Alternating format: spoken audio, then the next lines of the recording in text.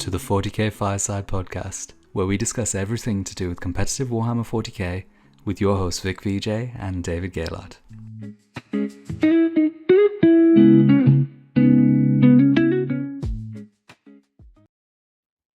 Hey everyone. Hey. Hope everyone's doing well. Super excited. I'm going to be covering my 10 favorite things from the new Guard Codex today. So I've had quite a few chances to play some games, and I've been really enjoying it so far. I actually just played a game last night on the 6++ stream. I played against Davey. I was playing the Mechanized Assault Detachment actually against Tyranids.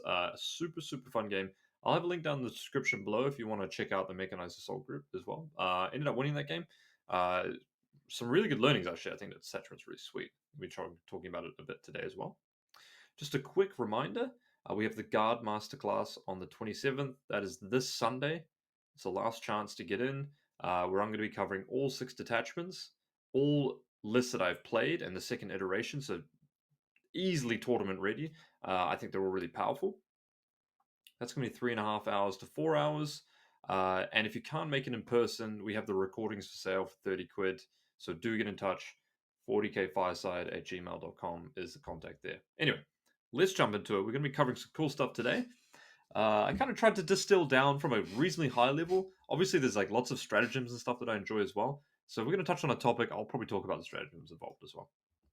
Nice. Let's get into it. Okay, my first and most favorite thing about the book is that, unlike a couple of other previous codexes, I think that all the detachments are viable. If you want to play mass tanks, Hammer of the Emperor. You want to play mass infantry, play Recon. Even though I think Recon's maybe the worst, but lo and behold, I'm not saying you can't win a tournament with it. You want to play mass transports? Okay, awesome. You can go for mechanized assault. You want to play something in the middle? Combined arms. You want to play mass deep strike? You can play bridgehead detachment. I genuinely believe I could go 5-0 with every detachment in the book, whether that be mechanized, recon, just index. Obviously is really powerful as well. I think Hammer of the Emperor is really awesome too. Played a pretty spicy game with that. So it doesn't really matter what you're into, which is really good because it doesn't matter what your existing guard collection is. So if you're an older guard player, maybe you have an older collection, the chances are that you'll be able to play something with just like buying 1 to 2 units to flesh out your army and 1 or 2 characters, which is really exciting. And it's obviously the data sheets are decently good in there as well, but it's a lot of it's the detachments that they bring. So that's my favorite part.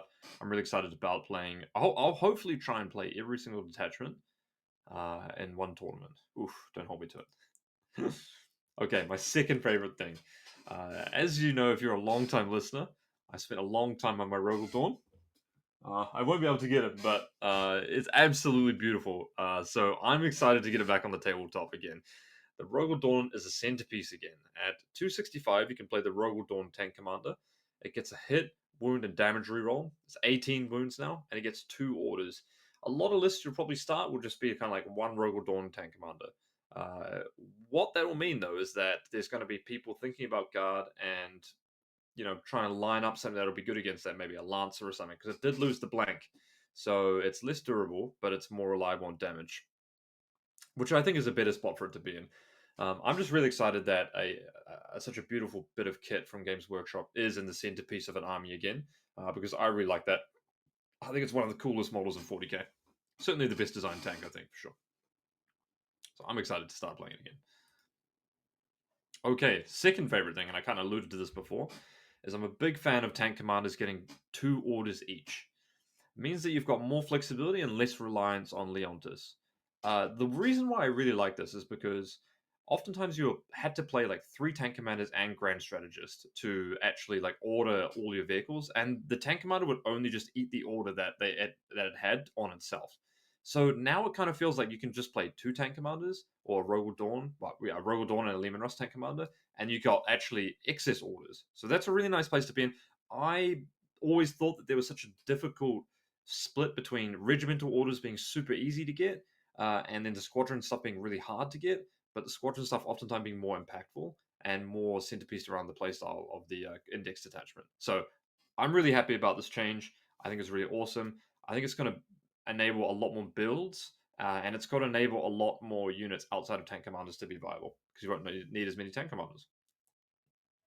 Loving them. Okay. If you watched the game I played last night, I was playing 2 units of Krieg heavy weapon teams, and whew, let me just tell you guys, these guys are pretty good. These guys are pretty good. So basically, it's a heavy weapon team with one coordinator model. So it's like 3 toughness 2 models, 3 2-wound models, and 1 1-wound model. Now, they have their main profile that you're going to want to take is a D6 flamer shot, 18-inch range, 5-1-2.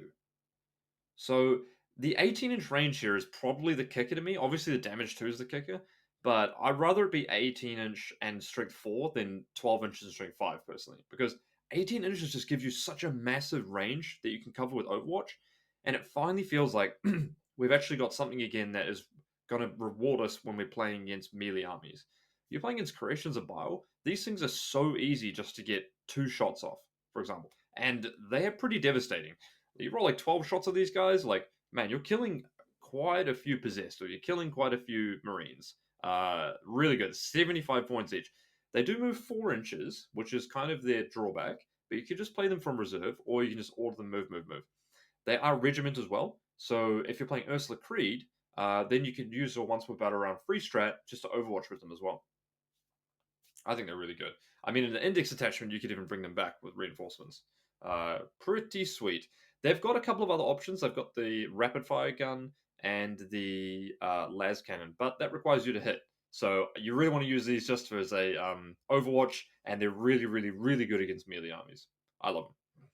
Especially good if you can trigger them from arriving from a transport, perhaps, and getting +1 to wound as well. All right, number 5. I think I probably should have put this one at number 4. Hammer of the Emperor. This detachment is cooking. I'm telling you right now. If you're a bit of a treadhead, then this is right up your alley. This detachment is a complete game changer for Guard. I don't think we've ever had a detachment where we could fall back and shoot, but that being on the cards now is absolutely massive. It completely changes the way which you're going to be able to hold your expansion objective.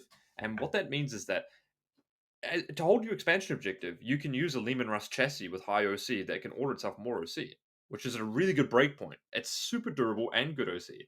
If your opponent charges into it, you oftentimes would lose pressure and not be able to kill them, right? But now you just fall that bad boy back, and then all of a sudden you just stay on the point and they shoot them back.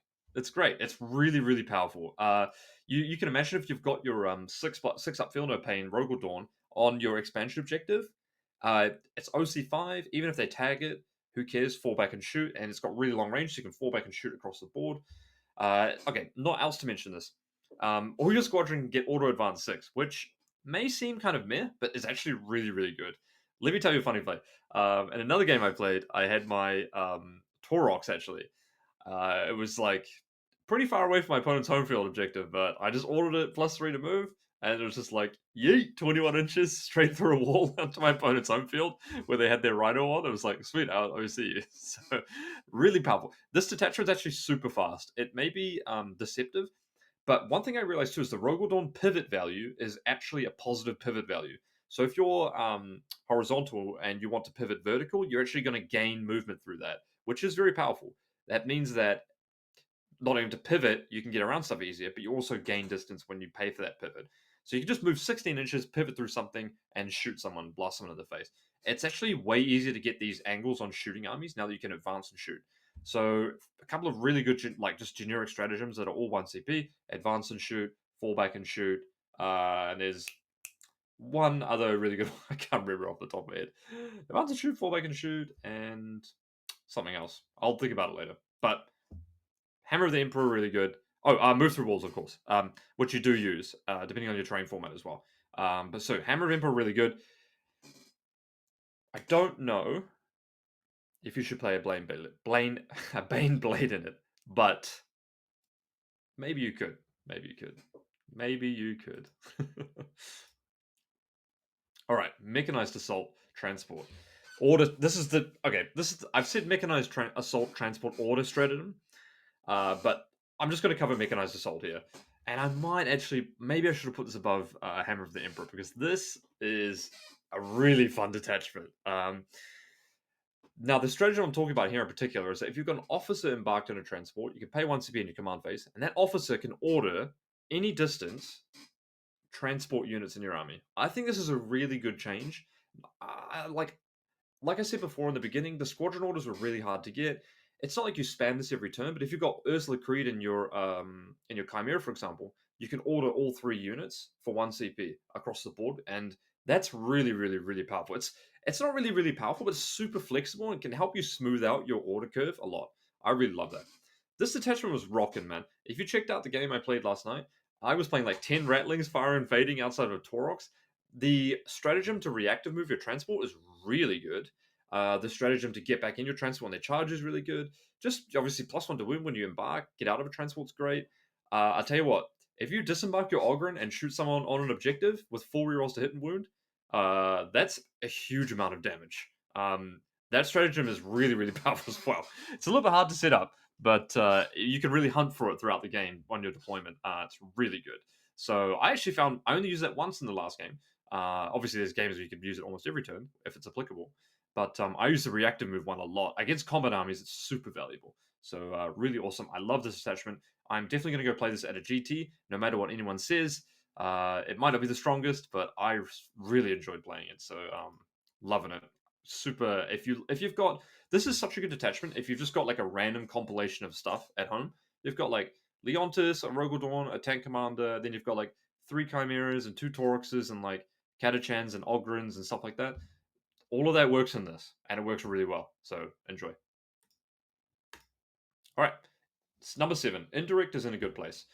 Yeah, very fair here, I think. We've seen lists over the past kind of 3 months, especially since Bridgehead has come out, playing more indirect.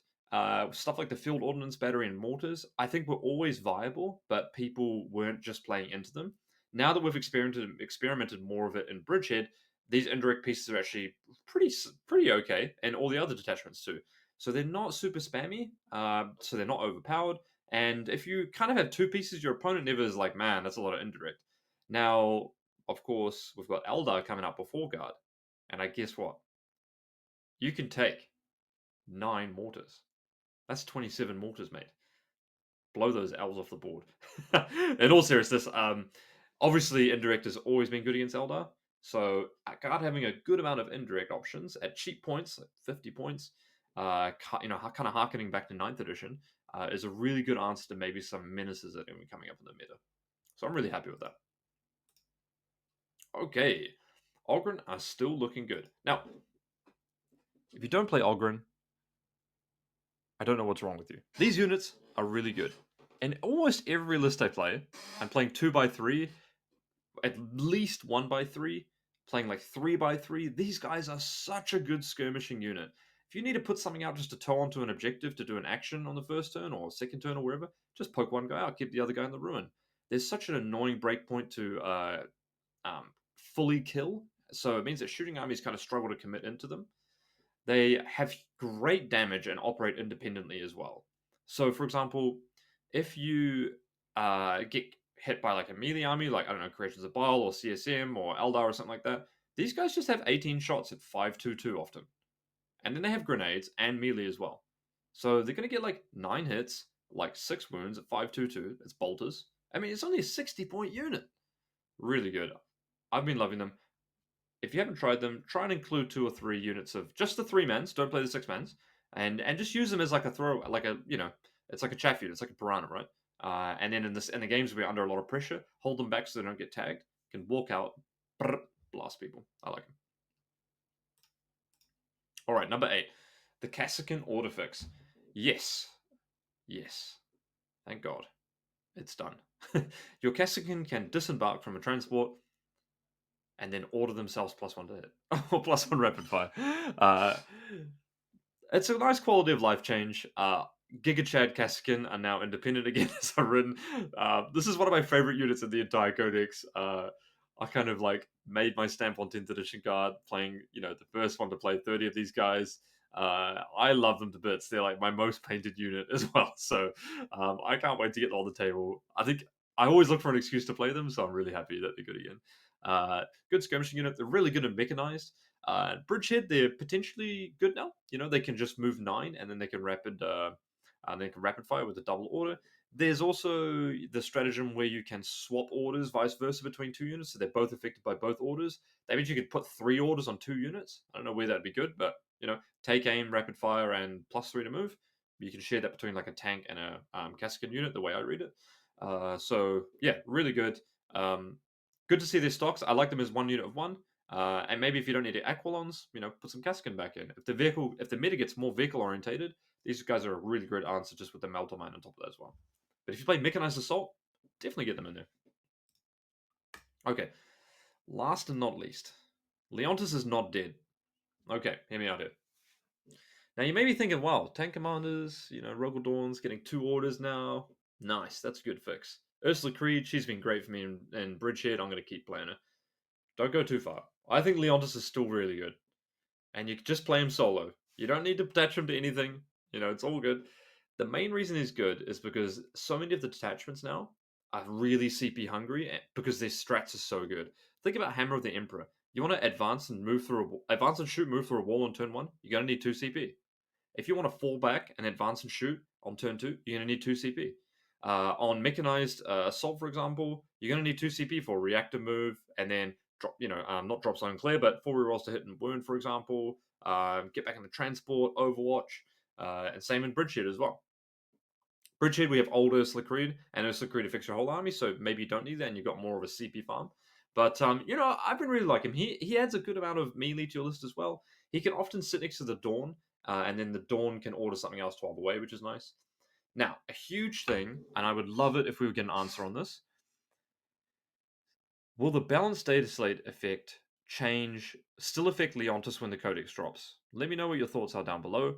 I would love it if the balanced data slate change that was made to Leontis was reversed for a couple of reasons. One, I would like them to be able to order Baneblades and Super Heavies again, because there's a Hammer of the Emperor detachment, and that's a really good way to let people in the community play a Baneblade, hit on 3s. It's not overpowered, it's just good fun. Then I would love it if we could then order Ogren, and then of course, drumroll, Bulgrin. But I don't think Bulgrin at 220 points, since they can be ordered, are OP. I just think they're perfectly balanced at that rate. They're situationally good against some armies and situationally bad against others.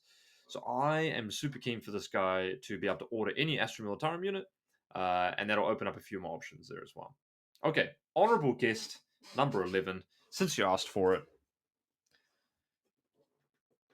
Ratlings. Yep, Ratlings. I never played them in any single list because I always saw them as an infiltrate, and Gaunt's Ghost were better than them in every list I made. But I tell you what, I played 10 Ratlings in Bridgehead, and then I played 10 Ratlings in the Mechanized Assault, and I was fire and fading out of my transports for 5 turns, and these guys do some pretty good damage. I'm not gonna lie, 10-man Ratling is 100 points, so you're only paying like 30 more points to the other, or 40 more points for the other 5 guys, and you get the Tank Buster after that as well. And then you just get +1 to wound. In Bridgehead, you get like +1 to wound and reroll ones, and you can fire and fade with them. Actually, pretty good. I'm gonna try and play them in a list, and bonus on top of that, you can play the new Kill Team kit, which is absolutely sick looking. So, there we go. Let me know what your favorite thing was down below. All these things I've been learning after playing tons of games. I'm going to be having the Guard Masterclass on the 27th. Do sign up for that. Do let me know. And yeah, enjoy. Let me know what you're looking forward to playing. If you've had any fun combos, stuff like that, maybe post a list. I'll get back to you. And yeah, have a good day, everyone. Enjoy. Peace out.